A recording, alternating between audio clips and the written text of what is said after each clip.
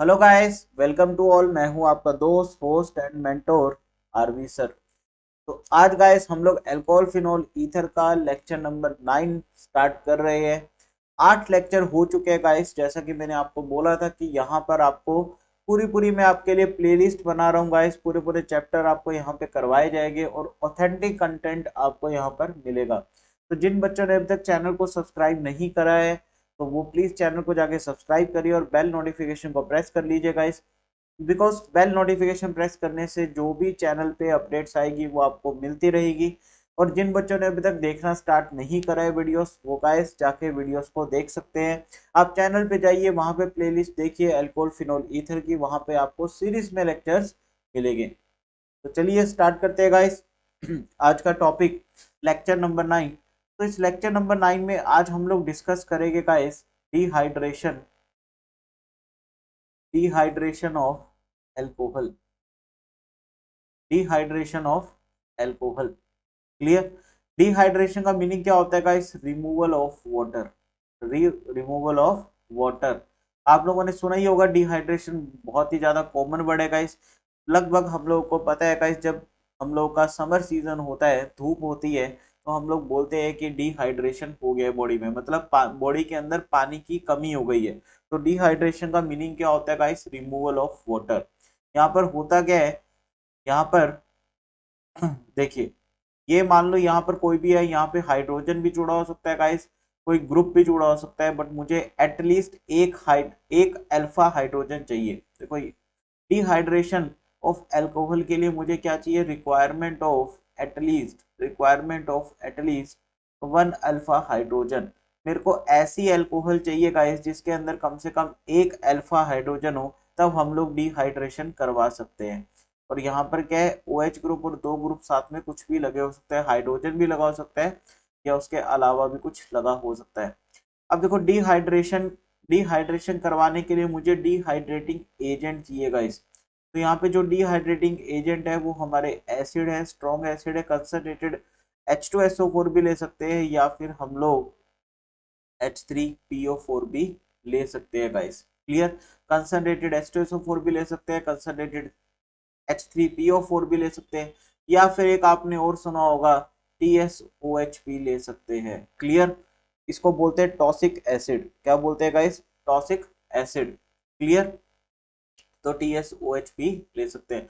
यहाँ पे होता क्या है गाइस, जिस कार्बन के साथ OH लगा होता है उसका जो बगल वाला कार्बन होता है, उसके जो एडजेसेंट कार्बन होता है, वहां से हम लोग हाइड्रोजन निकाल देते हैं, और जिस कार्बन के साथ OH अटैच है उस OH को निकाल देते हैं। तो यहाँ पर गाइस क्या हो रहा है? वाटर रिलीज हो रहा है और हमारा क्या बन रहा है? एल्कीन बन रहा है गाइस। क्या बन रहा है? एल्कीन बन रहा है।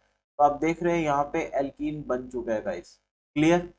तो ये जो रिएक्शन है डिहाइड्रेशन ऑफ अल्कोहल, ये हमारा एलिमिनेशन के थ्रू होता है गाइस। क्या होता है? एलिमिनेशन के थ्रू ये प्रोसीड होता है। क्लियर। तो यहाँ पे मैकेनिज्म कौन सा लगेगा? एलिमिनेशन रिएक्शन यहाँ पे प्रोसीड होगी। क्लियर है। तो मैंने क्या बोला, दोबारा मैं एक बार बता देता हूँ। जिस कार्बन के साथ OH लगा हुआ है उसके बगल वाले कार्बन से हम लोग हाइड्रोजन निकालते हैं गाइस। ठीक है। इसको हम लोग विसिनिटी भी बोलते हैं, विसिनिटी हाइड्रोजन, विसिनिटी पोजीशन से हाइड्रोजन। तो इसकी जो एडजेसेंट पोजीशन है, इस एडजेसेंट पोजीशन से हम लोग हाइड्रोजन को निकालते हैं और वाटर यहाँ पे रिलीज होता है गाइस, और एल्कीन यहाँ पे बनता है। Clear.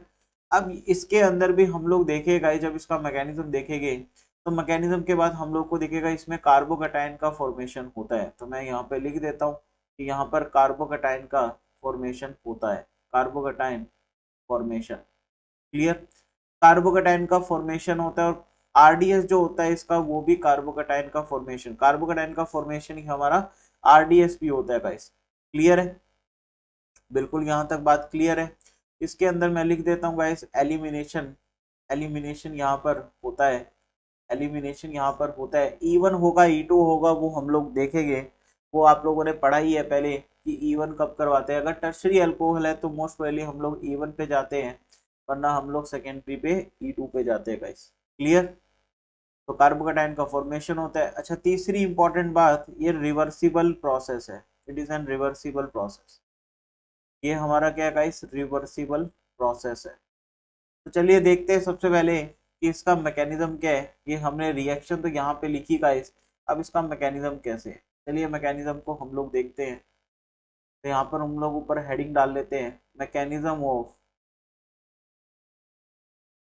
Dehydration of alcohols, mechanism of dehydration of alcohols.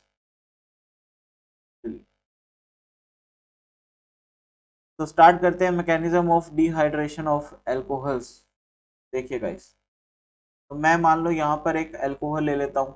बस मुझे ध्यान क्या रखना है गाइस, मैं ऐसी अल्कोहल लूंगा जिसके पास कम से कम एक अल्फा हाइड्रोजन हो, एक अल्फा हाइड्रोजन हो। और यहाँ पर मैंने क्या ले लिया गाइस, कॉन्सेंट्रेटेड H2SO4 ले लिया है।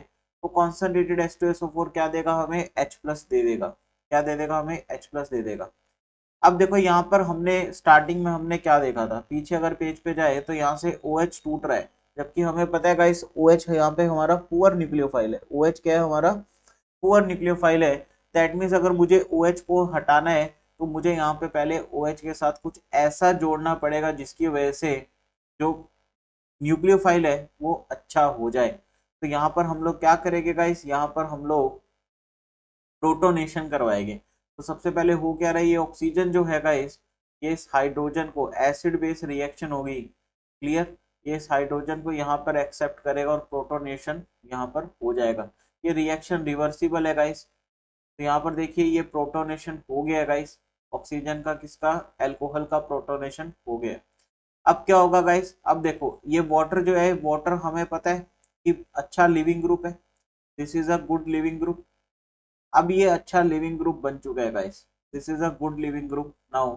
तो अब क्या होगा, ये कार्बन ऑक्सीजन वाला बॉन्ड टूटेगा यहाँ पे, और यही हमारा गाइस आरडीएस भी होता है, यही हमारा आरडीएस भी होता है। तो यहाँ पर क्या हो रहा है, देख रहे हो, यहाँ पर कार्बोकेटाइन का फॉर्मेशन हो रहा है, दिस इज अवर कार्बोकेटाइन। तो ये कार्बोकेटाइन का फॉर्मेशन ही हमारा आरडीएस है। मैंने आपको पीछे भी बताया था कि कार्बोकेटाइन का फॉर्मेशन आरडीएस है। अब होगा क्या है यहाँ पर गाइस, कि CH3CH2 प्लस, ठीक है। मैं इस CH3 को यहाँ पे कैसे लिख रहा हूँ, CH2 और एक हाइड्रोजन ऐसे लिख रहा हूँ। अब क्योंकि यहाँ पे कोई और रिएजेंट तो है नहीं गाइस, यहाँ पर कुछ और रिएजेंट तो नहीं है, तो यहाँ पर होगा क्या गाइस, क्योंकि एलिमिनेशन हो रहा है, तो ये जो हाइड्रोजन है, ये जो हाइड्रोजन है, ये अपनी कुर्बानी दे देगा गाइस। ये जो बॉन्ड है, ये जो बॉन्ड है, ये बॉन्ड यहाँ, ये इलेक्ट्रॉन उठ के इस पे चले जाएंगे और हाइड्रोजन यहाँ से H प्लस की फॉर्म में बाहर निकल जाएगा। तो जैसे ये होगा गाइस, यहाँ पर होगा क्या, कि CH2 डबल बॉन्ड CH2, ये एल्कीन बन गया है गाइस। यहाँ पे क्या बन गया, एल्कीन बन गया, दिस इज अवर एल्कीन। तो यही हमारी E1 E1 कह रहा हूँ, एलिमिनेशन रिएक्शन है गाइस, क्लियर है। तो आई थिंक आपको मैकेनिज्म समझ आया होगा। और यहाँ पर हमने देखा कि जो RDS है हमारा, वो क्या है, directly proportional to stability of carbocation, clear. जो रेट ऑफ रिएक्शन है बेटा, आरडीएस मतलब रेट ऑफ रिएक्शन किस पे डिपेंड कर रही है, स्टेबिलिटी ऑफ कार्बोकेटायन पे, क्लियर, स्टेबिलिटी ऑफ कार्बोकेटायन पे। तो अब यहाँ पर अगर हम लोग देखें, तो अगर यदि मैं प्राइमरी अल्कोहल लेता हूँ गाइस, तो प्राइमरी अल्कोहल के लिए मुझे क्या लेना पड़ेगा, लगभग 100%, लगभग मुझे 100% क्या लेना पड़ेगा, सल्फ्यूरिक एसिड लेना पड़ेगा, या कंसनट्रेटेड H3PO4 भी ले सकता हूँ। और यहाँ से मुझे क्या मिल रहा है गाइस, एल्कीन मिल रहा है, क्लियर। यदि मैं सेकेंडरी अल्कोहल लेता हूँ, तो सेकेंडरी अल्कोहल में मुझे 80% H2SO4 या फिर H3PO4 लेना पड़ेगा, क्लियर। तो यहाँ पर देख रहे हो, यहाँ पर हमने कंसंट्रेशन को कम कर दिया, कंसंट्रेशन को कम कर दिया गाइस। और टेम्परेचर भी कम होता है जब हम लोग एक्सपेरिमेंट करवाते हैं।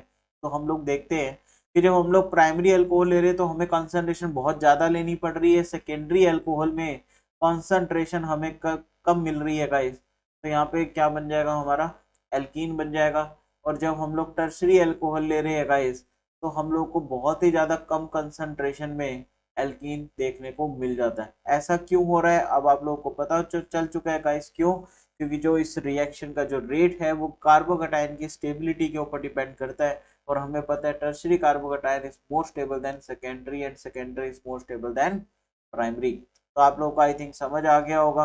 अब यहाँ पर अगर मैं एग्जांपल ले लूँ, सपोज मैंने टर्शरी अल्कोहल ले लिया गाइस, क्लियर, टर्शरी अल्कोहल मैं ले चुका हूँ। तो यहाँ से क्या होगा, मैं 20% H2SO4 डालता हूँ, तो मेरा क्या होगा, एल्कीन बन जाएगा यहाँ पर। क्लियर है? तो यहाँ से एक OH और इस OH से एक बगल वाले कार्बन से, किसी भी बगल वाले कार्बन से, क्योंकि यहाँ पर तीनों ही सेम है, तो कहीं से भी आप क्या ले सकते हैं, एक हाइड्रोजन हटा सकते हैं और यहाँ पर क्या बन जाएगा, एल्कीन बन जाएगा गाइस। क्लियर? तो आई थिंक आपको मैकेनिज्म डिहाइड्रेशन का अच्छी तरह से समझ आया होगा गाइस। तो this is all about the dehydration reaction, आप लोगों ने अच्छी तरह से देख लिया है। तो आज के लिए चलिए इतना ही गाइस। डिहाइड्रेशन ऑफ अल्कोहल जो है वो इतना सही टॉपिक है, जो जो मेन चीजें थी वो आपको मैंने यहाँ पर बता दी है guys. Paper point of view से बहुत ज्यादा इंपॉर्टेंट है, चाहे वो CBSE हो चाहे वो नीट का एग्जाम हो। तो चलिए आज के लिए इतना ही guys. Bye bye, take care and best of luck for your NEET exam. Thank you guys.